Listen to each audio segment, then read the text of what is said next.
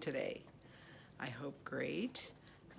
Today it's going to be another one of those talks about taking care of yourself. And somebody said to me the other day, oh, I'm too old to start this stuff now. It's too late for me. And I was like, no, it's not too late. It's not too late for anybody to start a good skin regimen. You're never too late.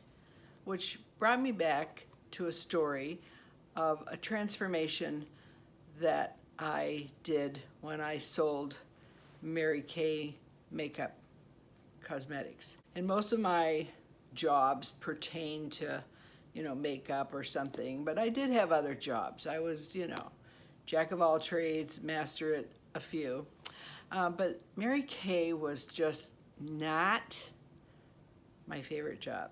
And it wasn't that I objected to the Mary Kay products, but back then when I sold Mary Kay, it was probably 35 years ago, and their products were very, I should say oily, but I'll say greasy. They were so heavy for my skin, but that was just me. It wasn't a makeup that I could use, but a lot of people that had dry skin, it was an amazing product, and they've come a long way. I understand today. Now they're making oil-free, fragrance-frees, and they've come a long way in 35 years when I did it. But it was one of those jobs that you had to drive to somebody's house to have a party, and they had a hostess. And I am like the worst driver ever. I mean, I'm a good driver. I've never had a ticket, but I don't know where I'm going. I mean, I don't know northeast, south, and west. My dad never taught me driving. I'm a horrible navigator. I mean, now we have phones. Back when I did this Mary Kay, we didn't have cell phones or anything. We didn't have navigation systems. So my husband used to just write down directions for me on a little piece of paper that I had to follow. And of course, when you were a Mary Kay consultant, you could go anywhere, unlike Avon years ago when I did that too. But at least we had territories, and you didn't go out of your territories, because if your aunt or your sister lived in a territory of another Avon lady, they'd take away your lipstick for life. You could not. But Mary Kay, you could go anywhere. So like I was doing parties that were 10 minutes from my house to 45 minutes away from my house. And it was a lot of packing up to do, packing up products, going to the hostesses' houses. And you had to set up everything first, before all the clients, so to speak, got there. And it was a lot of work. And sometimes I would drive all that way, and I would get there and there'd be like 2 people there. And in that business, if they didn't buy, you didn't make any money. I mean, you just was like we say in Italian, ciuccia, you made nothing. And so I was like, every time I went in the car, I was just grumbling and griping and grumbling, which reminded me, which you'll see why I'm telling you this now, but we always had a saying in our family like, oh my gosh, I'm like the guy with the jack. And for those of you who don't know what that means, a long time ago, my dad told me this joke about this guy who got stranded on the expressway, and he got a flat tire. And so it was pouring down raining. It was like 10 o'clock at night. It was dark out. He went to his trunk. He had a tire, but he didn't have a jack. And he was like, oh my gosh, what'll I do? He was miles from anywhere. So he looks up and he sees a light shining way far in the distance on his right side, and he goes, oh my gosh, it's a house. Somebody's there. Oh my gosh, thank gosh. So he starts moving in the direction of the house, and he goes, what if I get all the way there? I'm soaking wet. What if I get all the way there and they don't have a jack? And I'm gonna walk all this way and there's not gonna be any jack. I'm gonna go all this distance, I'm soaking wet, I've already been here 20 minutes, I'm gonna get up there and I'm gonna say, you got a jack? And he's gonna say, oh, sorry buddy, I don't have a jack. So he's getting madder and madder and madder and madder as he's walking. So he's getting closer and closer and closer, and he's got himself so worked up, he goes, I know he's not gonna have a jack, I just know he's not gonna have a jack. knocks on the door, and the guy smiles and opens up the door, and the guy just punched him in the face, and he said, "Keep your jack, I don't want your jack." He turned around and he walked away and walked back to his car. Now that may sound stupid, but it's always been kind of like when you start talking or you gossiping about people or somebody kind of keys you up about something. We always said in my family, "Oh God, I'm like the guy with the jack." I'm like getting mad before it actually happens. You're starting in your head like, maybe I don't want to go to that wedding. Oh, that wedding is going to be terrible. I really don't want to go to the party. I don't want to go, blah, blah, blah. And it's like the guy with the jack. So here I am, getting back to my story. I'm driving to this Mary Kay party, and I'm like the guy with the jack. I'm like, I don't want to go to this party. I'm going to get all the way to this party. And there's supposed to be 15 people there, and there's not going to be anybody that's going to show up. I'm just going to drive all this way, set all this stuff, packed all my car. I don't even know where I'm going. It's pouring down rain, and blah, blah, blah. Guy with the jack. So I get to my girlfriend's house, who was hosting it, and I walk in, and she says to me, well, I had 15 coming, but, and I thought, oh gosh, here it comes. But there's about 7 coming. I'm like, okay, 7. So I set the tables out. We had to set all the tables out with placemats and little samples I had of makeups and moisturizers and cleansing lotions and exfoliants and toners and blushes and lipstick, and we had samples of everything. We had little placemats set at each setting for these people. So in starts coming all these people, right? And so they're just as mad. They're like the guy with the jack too, because they didn't want to be there, because not too many people like to go to parties. Back then, people would come to do a favor for their friend, who was my friend, and you could see it on their faces. They just sat down, they had attitudes, they didn't want to be there, and I'm like, perky me like, and then Mary Kay started, and blah, blah, this, and she's got all these creams, and it's got this in it and that in it, and, we're going to start out today by introducing ourselves, and, you had to play those stupid games. And so I did all that. But anyway, so all these women, and there was one woman there particularly, her name was Kay, and I'll never forget her name. And I would say Kay was about 48 years old. And her skin was like leather. And she had lines, deep lines, and she was a smoker, so she had, smoking lines. And this woman, like I say, she was like 48, just totally abused her skin. You could tell she didn't do much to her, and some of the other ones there were the same. So Kay sits down mad. She gets up every 5 minutes for a cigarette break, and I'm like, oh, start the party, stop the party, start the party. So she sat down. So I started, they all had little bowls, and I had to bring rags for everybody to wipe their face. So we started out with their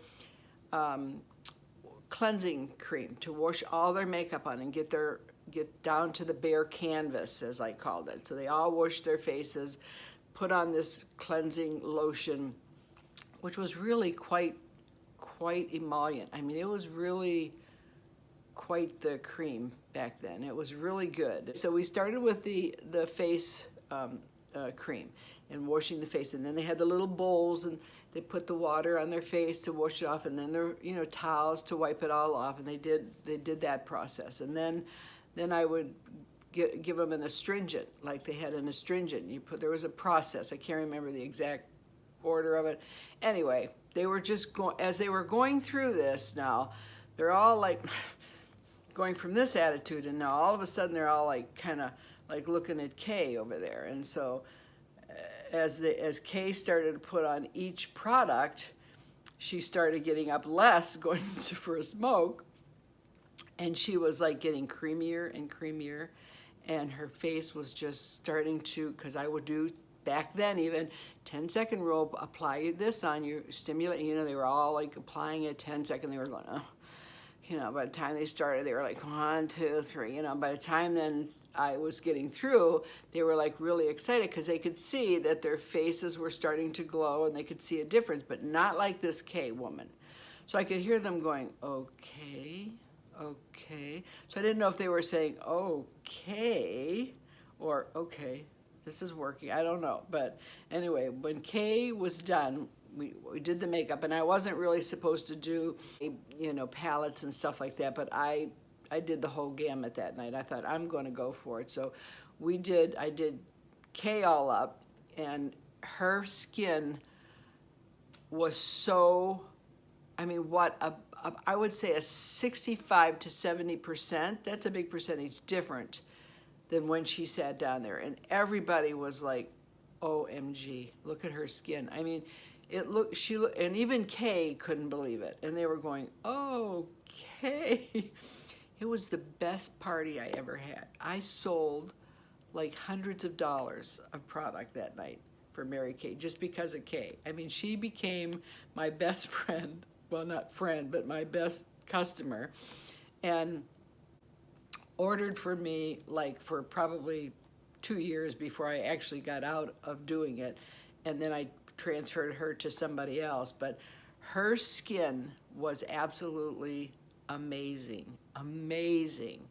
And I always say to people from looking at Kay, and I said to some of the girls that were there, you're never too old to start a beauty regimen, because you can see the transformation sometimes in one product, you know, and we always believe that if you're going to use it, you don't so much now, but if you used a face cream or if you used a toner, it should be all the same brand because they all worked in conjunction with one another.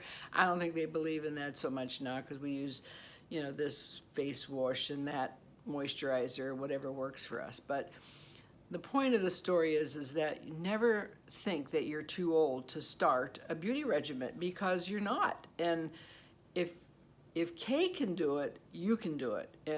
And from that party, I had so many orders of people that were reordering for the product because the transformation in her was amazing. And I saw Kay probably 5-6 years later, and I would say like she was about 48, I think, at the party, and when she left the party, she looked at least 35, and she had some deep wrinkles because she was a heavy smoker. When I ran into her like 5 years later, so she had quit smoking, and she was still doing a beauty regimen. She had her hair redone, she had it dyed, she had it fixed, because she felt like she was taking care of herself, and so she was beautiful. And 5 years later, she was probably in her 50s, and she was still doing her regimen on her face. And she was one that responded really well. She was super dry, super wrinkly, a lot of lines from, you know, smoking, and so she responded really well to Mary Kay products. So my thing to you would be, I mean, I started early. That was just me. But I did people, even in the salon when I did them, who didn't do much to their skin, and we made them up and used the right oils on them and the right rubbing techniques, and they just transformed, sometimes right before my eyes. I loved that part of working in the salon and working with people. I loved the transformation. And I did makeup, and then I did hair. So I did the whole transformation, which was just, it was a gift to me. I absolutely loved it. And so it's never too late to start anything in your life, whether it's diet, no matter what it is. You're never too old to start to look good. Never let yourself go because you're lazy or because, I already have my husband, I don't care, I don't have to worry about it. You do have to worry about it. And before you know it, you'll go to bed one night like I did, 45, and you'll wake up 75, and you'll just go in a blink of an eye. So I'm grateful that I took care of myself all those years to look halfway decent. And, I wasn't a smoker and I wasn't a drinker that much. I mean, we drink socially, I suppose, but never think that it's too late to start a beauty treatment, because really, you're never too old to get ready for maturity. Or you're never too, yeah, that's right, you're never too old to get ready for maturity. You can start at any age, but even when you're older, look at yourself in the mirror right now and look at your skin. And if it looks leathery, or if it looks, like you're not taking care of it, go in there and scrub it, get a good face scrub, get all the dead skin off. Start with a moisturizer that that works for your skin, whether you're oily, dry, combination. They have moisturizers out there for whatever skin type you are. So whatever works for you, use it, be consistent, keep your regimen. I mean, you only have to do it once in the morning. If you want to do it at night, that's totally up to you, depending on how bad your skin is. You may need it. I was really oily my whole life, so I just kind of got used to just the once a day for me. But you do whatever works for you, and you will see a transformation. I guarantee you right now, if you get up in the morning and you look at yourself really good in a mirror and you think to yourself that you can use some help, it's not too late. Start today to be the best that you can be. Take control of your skin. Get ready. Tomorrow's a new day. Make yourself smooth like a baby's butt. You'll see it works. So until next time, moisturize and think happy thoughts and make someone smile today. You'll feel fabulous and they'll feel wonderful. Take care of yourselves, and I'll see you next time. Comment below if you have anything to ask me, or if you've tried fixing yourself up, or you've tried moisturizing and you've seen a difference in yourself. Let me know. I would like to hear your story of how you took control of your skin and what you did to make yourself better. Bye guys. Love you. Thanks for subscribing, and please hit the little bell. I think it's on the opposite side where I always do it, to get all my updates. The next one I've got coming up, I think is going to be Bella cooking in the kitchen with Bella, making Italian breaded steak, so stay tuned for that. And then probably in the next week or two, we're going to start our diet challenge. So gather all your friends to subscribe to the channel, and we're going to do a diet challenge. We're going to do a review first and then a challenge before the holidays come, before we all go gain those pounds for the holidays. We want to take them off first. So stay tuned. Bye. Love you guys. Bye.